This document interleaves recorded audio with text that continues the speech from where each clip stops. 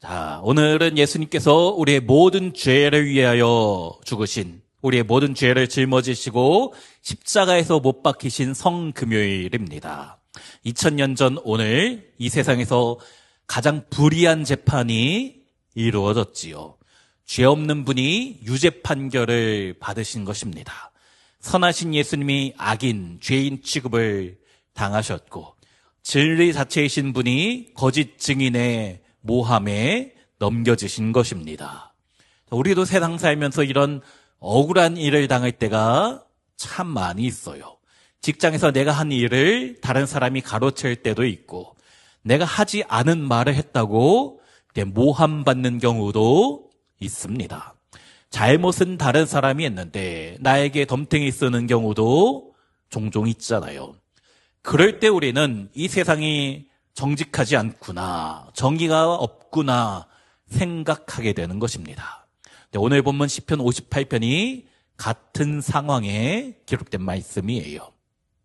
다윗이 불의한 세상과 불의한 권력자들을 바라보면서 주님께 부르짖는 것이지요. 하지만 다윗이 부르짖을 때에 응답하신 하나님을 경험한 것처럼 오늘 이방 우리가 기도할 때에 응답하시는 주님을 우리가 만나고 경험하게 될 줄로 믿습니다. 오늘 본문에 표제가 있는데 다윗의 믹담시, 인도자를 따라 알다스 헷에 맞춘 노래입니다. 믹담은 지난 시간에 우리 바로 앞편 시편 57편 때 제가 이야기했는데 황금과 같이 귀중한 시라는 거예요. 어떤 신학자는 이 믹담이 속죄하다라는 의미의 카탐과 연결된다라고 합니다. 어근이 비슷하기 때문이에요. 즉 이 시는 단순한 탄식시가 아니라 속죄와 구속의, 구원의 메시지가 담겨있는 시편입니다. 1절에 무엇이라 하는가? 우리 1절 말씀 같이 읽습니다. 통치자들아 너희가 정의를 말해야 하거늘 어찌 잠잠하냐? 인자들아 너희가 올바르게 판결해야 하거늘 어찌 잠잠하냐? 통치자는 힘과 권력을 가진 자면서 동시에 판결권을 가진 자를 의미합니다. 다윗이 지금 그들의 침묵을 꾸짖고 있는 것이에요. 너희가 정의를 말하고 있느냐라는 것은 질문이 아니고 고발하는 것입니다. 너희가 잠잠하다, 해야 할 말을 하지 않는 것이다, 비겁하다라는 것이에요. 2000년 전에 우리 예수님께서 잡히시던 성금요일, 오늘 이 시간이 빌라도의 법정에서 옳고 그름을 판결해야 되는 그 자리인데 예수님에 대해서 입을 닫기도 하고 또 예수님에 대해서 거짓을 말하는 사람도 있었잖아요. 빌라도는 예수님이 무죄인 것을 알면서도 밀란이 일어날까 두려워해서 침묵하였습니다. 그것이 2절 말씀. 아직도 너희가 중심에 악을 행하며 땅에서 너희 손으로 폭력을 달아주는도다. 자, 재판을 맡은 사람이 공의로 재판하지 않고 폭력의 힘을 실어주었다라는 것이에요. 그런 너희의 침묵은 불의를 행하는 것이고 폭력을 행하는 것이나 마찬가지이다. 바로 빌라도의 재판이 그랬습니다. 요한복음 18장 38절에 빌라도가 이르되 진리가 무엇이냐 하더라. 이 말을 하고 다시 유대인에게 나가서 이르되 나는 그에게서 아무 죄도 찾지 못하였노라. 자, 예수님에게 죄가 없다라고 빌라도가 선언했어요. 하지만 이 선언 직후에 예수님의 십자가에 못 박게 내어준 것입니다. 그 예수님의 사건, 이 빌라도의 재판이 있었던, 잘못이 있었던 1000년 전에 다윗의 시인 이 시편 58편에 그 모든 성금요일의 모든 말씀이 예언되어 있었던 것입니다. 하나님의 말씀은 구약이나 신약이나 정확무오한 하나님의 말씀인 것이지요. 그런 죄를 다윗이 무엇이라 표현하는가? 3절에 악인은 모태에서부터 멀어졌으며 나면서부터 곁길로 나아가 거짓을 말하는도다. 모태에서부터 멀어졌다라는데 어디에서 멀어진 것인가? 하나님과의 관계에서 멀어진 것입니다. 본질적으로 하나님을 떠나 있기 때문에 죄를 짓고 거짓을 말하는 것이다. 자, 죄인이 죄 짓는 이유는 단순히 환경 때문이 아닙니다. 잘못된 교육 때문도 아니에요. 인간의 죄성은 태어나기 전부터 원죄로 인하여 우리 인간의 뿌리 깊이 있기 때문이지요. 이것이 성경이 말하는 인간의 현실입니다. 그래서 우리에게 구원자가 필요한 것이에요. 우리 스스로는 이 죄의 문제 해결할 수가 없습니다. 극복할 수 없어요. 그래서 우리 예수님이 이 죄의 문제 해결해 주기 위하여 오신 줄로 믿습니다. 죄를 지어서 죄인이 아니고 본질상 죄인이기 때문에 어떻게 사는가? 4절과 5절에 그들의 독은 뱀의 독 같으며 그들은 귀를 막은 귀머거리 독사 같으니 술사의 홀리는 소리도 듣지 않고 능숙한 술객의 요술도 따르지 아니하는 독사로다. 죄인이기 때문에 죄 짓는 것이 익숙한 것이에요. 그래서 아무리 옳은 말이 들려도 아무리 하나님의 사랑을 전해도 전혀 듣지 않기로 작정하는 것입니다. 예수님 당시에 바리새인과 대제사장이 그랬잖아요. 예수님의 수많은 이적, 기적을 보았고 주옥과 같은 하나님의 말씀을, 주님의 말씀을 들었지만 전혀 돌이키지 않는 것입니다. 그런 하나님은 우리 그런 모든 인간의 죄를 통하여서도 구원의 계획을 완성하신 것이지요. 그것이 십자가의 은혜인 줄로 믿습니다. 6절 말씀부터 보면 다윗의 기도가 좀 거칠어지는데 우리 6절 함께 읽습니다. 하나님이여 그들의 입에서 이를 꺾으소서.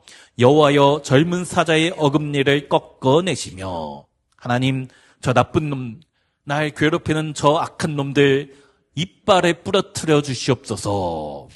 성경에 보면 누군가를 저주하는 이런 말씀이 특히 시편에 참 많이 나옵니다. 이런 내용이 성경에 있어도 되는가? 낯설기도 하고 불편하기도 한 것이에요. 하지만 우리가 이런 기도를 잘못 이해해서는 안 됩니다. 이런 기도는 개인적인 복수심의 표현이 아닙니다. 하나님의 공의가 이 땅에 살아있다는 것을 보여달라는 시인의 절규입니다.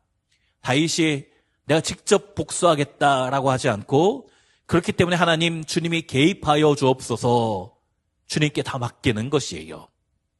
특별히 여기 6절에 이를 꺾다라는 히브리어 샤바르는 완전히 부수다, 산산조각 내다라는 뜻의 단어입니다.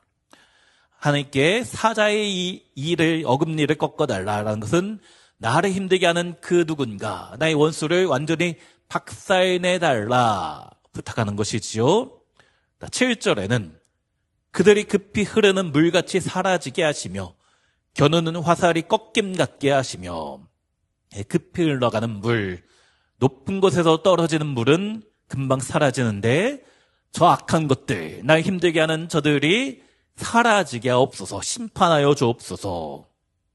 9절에는 더 강력한 이미지가 등장합니다. 가시나무 불이 가마를 뜨겁게 하기 전에 생나무든지 불붙는 나무든지 강한 바람으로 휩쓸려 가게 하소서. 가시나무의 불이 금방 붙지요. 하지만 열이 많이 나오진 않습니다. 금방 타고 금방 꺼지기 때문이에요. 지금 다윗이 이런 표현을 하는 것은 악한 자가 이 세상에 득세하는 것처럼 보이지만 하나님 앞에서 그 모든 것은 금방 꺼질 것이다, 금방 사라질 것이다 말하는 거예요. 주님의 자녀인 우리 인생에도 악한 자가 괴롭히고 수많은 고난이 우리 인생 가운데 찾아오지만 그 모든 것은 하나님 앞에서 꺼져가는 가시나무 불에 불과한 줄로 믿습니다. 금방 사라지게 되는 것이에요. 자, 그러면서 오늘 본문의 결론으로 향하는데 우리 먼저 10절 말씀 같이 읽습니다. 의인이 악인의 보복당함을 보고 기뻐하며 그의 발을 악인의 피에 씻으리로다. 자, 의인이 기뻐하면서 발을 피해 씻는다. 이런 표현이 오늘날 우리의 감수성으로 보면 참 이해가 되지 않아요. 충격적입니다. 하지만 우리가 성경을 읽을 때 그 시대의 상황과 그 시대 당시의 문학적인 표현을 알아야 되는 것이에요. 이것이 고대 근동에서 승리를 표현하는 관용구입니다. 발을 적들의 피로 씻는다. 승리가 주어졌다라는 것이에요. 지금은 내가 지는 것 같지만 권력자들에 의해서 말도 안 되는 모함을 받고 실패하고 패배하는 것처럼 보이지만 하나님이 반드시 승리를 주실 것이고 우리는 그 주님의 은혜로 인하여 기뻐할 수밖에 없을 것이다 고백하는 것입니다. 자, 그러면서 마지막 11절에 무엇이라는가 우리 같이요. 그때의 사람의 말이 진실로 의인에게 갚음이 있고 진실로 땅에서 심판하시는 하나님이 계시다 하리로다. 우리가 승리를 확신하는 이유가 무엇인가? 하나님이 살아계시기 때문입니다. 그 주님이 살아 역사하시기 때문에 결국 우리에게도 은혜를 갚아주시는 날, 승리하는 날이 반드시 있는 줄로 믿습니다. 그러므로 우리가 기도할 때에 주님 지금도 살아계시지요. 그 주님을 믿습니다. 내 삶 가운데 살아 역사하신 주님을 날마다 체험하게 하여 주옵소서. 기도하시기를 간절히 부탁드립니다.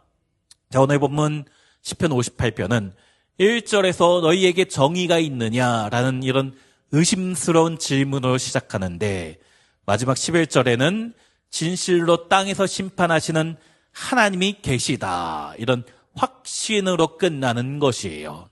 의심에서 시작하여 확신으로 끝나는 것이 우리의 기도의 여정입니다. 우리 성도님들 기도하실 때 의심으로 시작하셔도 괜찮아요. 우리가 하나님 이것이 하나님께서 들어주실까? 지금 내 힘든 상황 가운데 하나님께서 내 기도를 응답하여 주실까? 그런 의심으로 시작해도 괜찮습니다. 하지만 우리 기도가 온전히 주님께 드려질 때에 이 의심이 확신으로 바뀌게 될 줄로 믿습니다. 오늘 본문 시편 58편의 다윗은 하나님께 악한 자들을 심판해달라 기도하였어요. 근데 그 하나님은 그 심판을 예수님이 짊어지시는 방법으로 응답하셨습니다. 악인의 죄를 심판하기 위하여 그들의 이빨을 꺾으시는 대신 하나님의 독생자 예수님의 피가 쏟아지고 뼈가 꺾이고 살이 찢어지게 된 것이에요. 우리가 당해야 될 그 저주의 심판을 우리가 뽑혀야 되는 꺾여야 되는 우리의 이빨을 예수님이 대신 맞으신 것입니다. 오늘 본문의 1절에 다윗이 통치자들의 비겁한 침묵을 꾸짖었지만 십자가의 예수님은 거룩한 침묵을 하셨습니다. 이사야 53장 7절에 예언되어 있었지요. 우리 마지막으로 같이 읽습니다. 그가 곤욕을 당하여 괴로울 때에도 그 입을 열지 아니하였으며 마치 도수장으로 끌려가는 어린 양과 털 깎는 자 앞에서 잠잠한 양같이 그 입을 열지 아니하였도다. 예수님께서 왜 묵묵히 고통을 당하셨습니까? 우리의 죄를 감당하시기 위함인 줄로 믿습니다. 오늘 이 밤 우리가 두 가지 꼭 기억했으면 좋겠어요. 첫째, 하나님은 살아계셔서 반드시 심판하신다. 세상에 불의가 성공하는 것처럼 보여도 이 세상에 잘못된 것이 득세하고 승리하는 것처럼 보이지만 십자가에서 이미 우리 주님은 사탄의 머리를 깨트린 승리, 그것이 선포되었지요. 하나님 자녀인 우리에게도 반드시 승리가 주어질 줄로 믿습니다. 두 번째, 그 심판의 칼날을 예수님이 담당하셨다라는 것을 우리가 기억해야 되는 것이에요. 우리가 외쳐야 될 심판하소서라는 이 다윗의 기도가 예수님이 다 이루었다라는 선포로 바꾸어 주신 것입니다. 결국 오늘 본문의 다윗의 거친 호소는 십자가 아래서 찬양으로 바뀌는 것이에요. 하나님은 침묵하지 않으시고 가장 고통스러운 순간 아들의 죽음을 통하여서 세상을 향한 하나님의 사랑과 공의를 온전히 이루신 것이지요. 그러므로 우리 삶 가운데 때로는 억울한 일이 있고 정의가 무너진 것처럼 낙심이 될 때도 있지만 또 분노가 찾아올 때도 있지만 십자가를 바라보고 그 십자가 아래 그 모든 악한 감정까지 주 앞에 다 내려놓으시기를 간절히 부탁드립니다. 우리 위하여 모든 불의함을 담당하신 진짜 재판관이신 우리 주님께서 이미 모든 것을 용서하셨기 때문에 우리 또 주님의 사랑 앞에서 나의 원망과 분노를 내려놓고 나를 위해 죽으신 예수님의 십자가의 은혜 가운데 나아가시는 우리 모든 성도님들 되시기를 주의 이름으로 축원합니다. 우리 예수님의 십자가의 승리가 우리에게도 승리로 주어진 줄로 믿고 이 시간 우리 마음을 다하여 뜻을 다하여 기도할 때에 주님의 승리가 우리 가운데 아름답게 성취될 줄로 믿습니다. 그 믿음 가지고 오늘도 기도로 나아가시는 성도님들 되시기를 주의 이름으로 축원합니다.